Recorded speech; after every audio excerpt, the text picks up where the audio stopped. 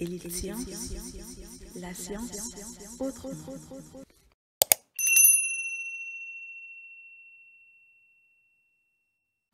Wow, salam, salam encore les gars. On revient sur la quatrième partie de votre synthèse sur la dynamique.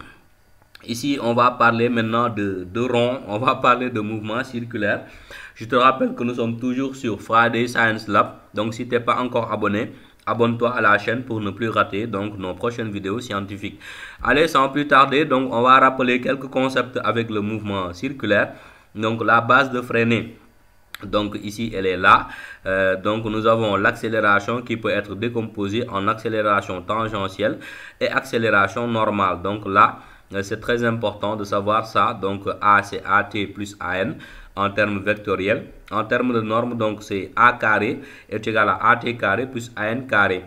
Donc si le mouvement est circulaire uniforme, voici les paramètres donc que nous avons. Et sur le mouvement uniformément varié, donc voilà les paramètres. Mais cette partie ne va pas concerner cette vidéo, n'est-ce pas? Donc nous dirons que nous savoir donc A c'est l'accélération normale, car dans un mouvement circulaire uniforme l'accélération tangentielle est nulle. C'est bon. Donc là on y va. Donc si nous avons un pendule en mouvement circulaire uniforme dans un plan, c'est-à-dire nous sommes sur un plan, le pendule décrit donc un cercle comme ça. Ici, donc, nous allons poser notre système qui est là. On va déterminer la tension du fil. Généralement, c'est demandé. Donc, en posant le système pendule, référentiel terrestre supposé galiléen, le bilan des forces. Donc, ici, on fait attention. Il y a le poids du pendule, mais il y a la tension du fil aussi. Donc, si on applique le TCI, nous avons T plus P égale MA. Et là, maintenant, on va projeter sur la normale. Pourquoi? Parce que l'accélération tangentielle est nulle, n'est-ce pas? Donc, en projetant suivant la normale, donc c'est-à-dire ça, T suivant la normale va toujours donner T. Mais P suivant la normale, regarde, si on projette, on va avoir une projection de l'autre côté, comme ça, n'est-ce pas? Et en projetant de l'autre côté, je te rappelle que cet angle alpha vient ici, n'est-ce pas? Donc, angle alpha, donc la projection ici, c'est dans le sens négatif. Et donc, c'est dans le sens adjacent de l'angle alpha. Nous avons moins P cos alpha est égal à MAN parce que l'accélération A, en projetant sur la normale, on obtient l'accélération normale.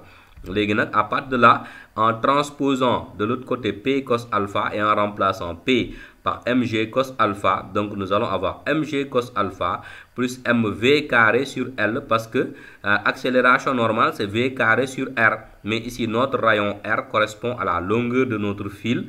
Que v carré mv carré sur L. Donc voici pour le calcul de la tension. Maintenant, généralement aussi on peut nous demander la valeur minimale de la vitesse de cette pendule là au niveau du point H.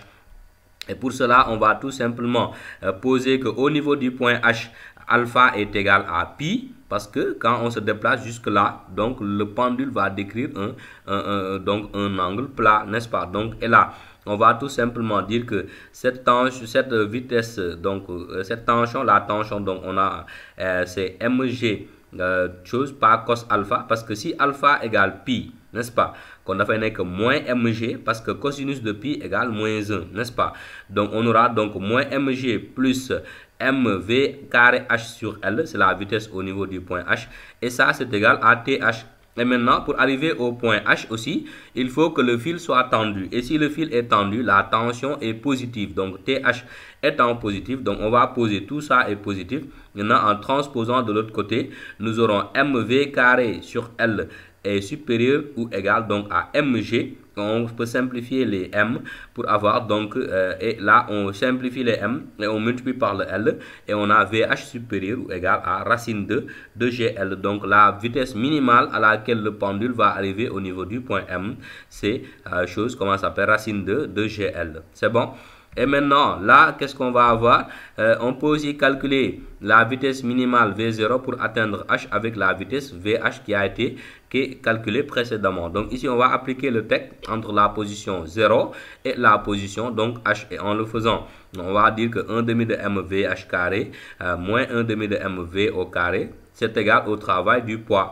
Donc le poids ici qui travaille parce que la tension, son travail est nul, n'est-ce pas? Légui, on se déplace de là jusqu'à là. Le niveau de O jusqu'à H, donc c'est 2 fois donc la longueur du fil, 2 fois L. Donc ça fait moins MGH avec H égale 2L, ce qui fait moins 2 MGL. Légui nak, tout simplement, on va remplacer V0, on le connaît.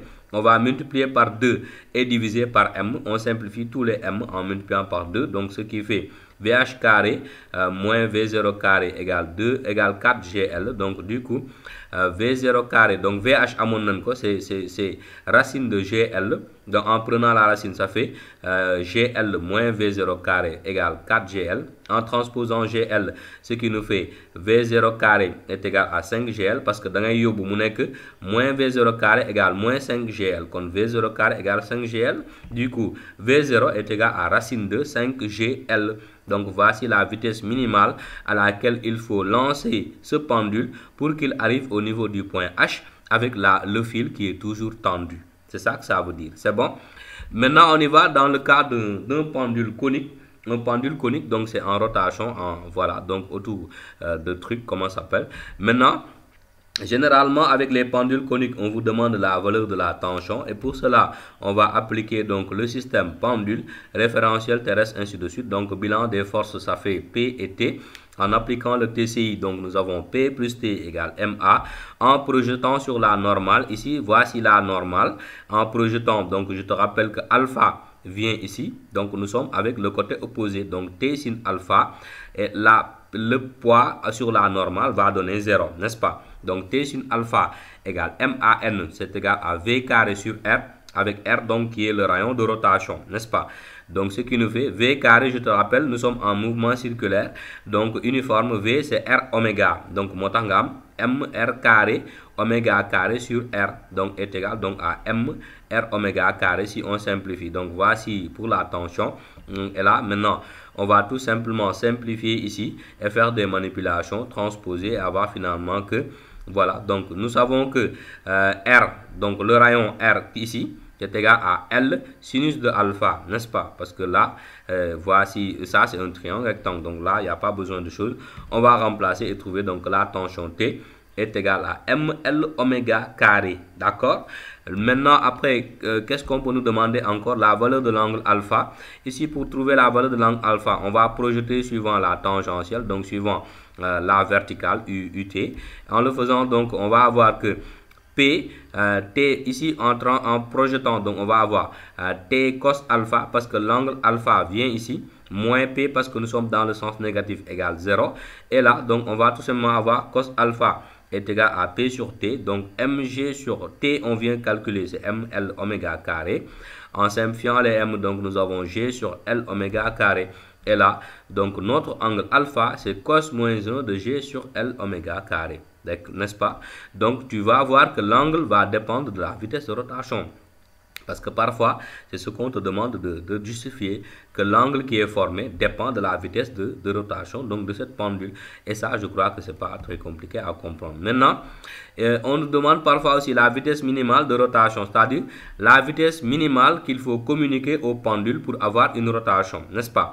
Et là, on va tout simplement poser que cette vitesse est minimale si et seulement si le cosinus de l'angle alpha est inférieur ou égal à 1. Parce que je te rappelle que si le pendule est à la verticale, cos de alpha, c'est cos de 0 égale 1. Donc, il faut que le pendule ait un angle avec un cosinus positif, donc un cosinus qui est inférieur à 1. De ce fait, donc, nous avons un truc, comment ça s'appelle? Comme cos alpha, c'est mg sur ml carré, donc inférieur à 1. Donc, en simplifiant, donc c'est g sur l carré, l oméga carré inférieur égal à 1, donc en transposant L oméga carré supérieur à G, donc du coup on va avoir oméga donc est supérieur ou égal donc à racine de G sur L. C'est bon, donc voilà, c'était tout. On va passer donc à notre dernière vidéo.